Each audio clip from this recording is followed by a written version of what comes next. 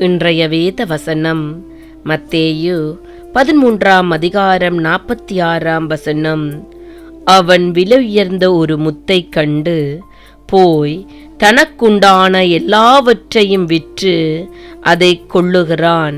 என் அன்பான சகோதர சகோதரிகளே, ஆண்டவருடைய வார்த்தை இன்று எங்களிடம் கடந்து வந்திருக்கிறது. இயேசு ராஜா விலையேறப்பெற்ற முத்தானவர், பரலோகத்தின் முத்து, பூமியில் கல்வாரியின் பூரணராகப்பட்ட முத்து. முத்து அழகானது, பிரகாசமானது, விரும்பத்தக்கது மட்டுமல்ல, விலையேற பெற்றது.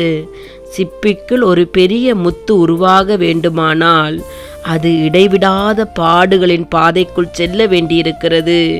சிப்பிக்குள் செல்லும் சிறிய மண் சிப்பியை இடைவிடாமல் உறுத்தி கொண்டே இருக்கிறது.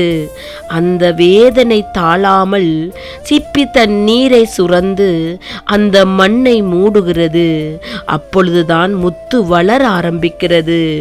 முத்து வளர வளர அந்த முத்து சிப்பிக்கு உறுத்துதல் அதிகமாகிக் கொண்டே வரும். பாடுகள்தான் அந்த முத்தை வளரச் செய்து பூரணப்படுத்துகிறது. இயேசு கிறிஸ்து பாடுகளால் பூரணப்பட்ட முத்தானவர்.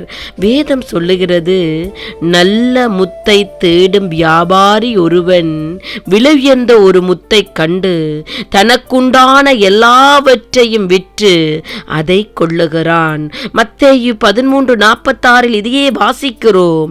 நல்ல முத்து சொந்தமாக வேண்டுமானால் ஒருவன் எல்லாவற்றையும் தியாகம் செய்ய முன்வர வேண்டும்.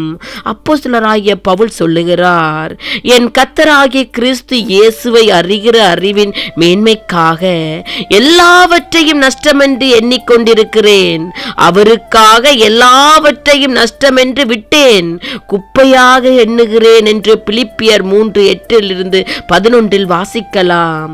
என் நேசர் வெண்மையும் சிவப்புமானவர், 10,000 பேர்களிலும் சிறந்தவர்.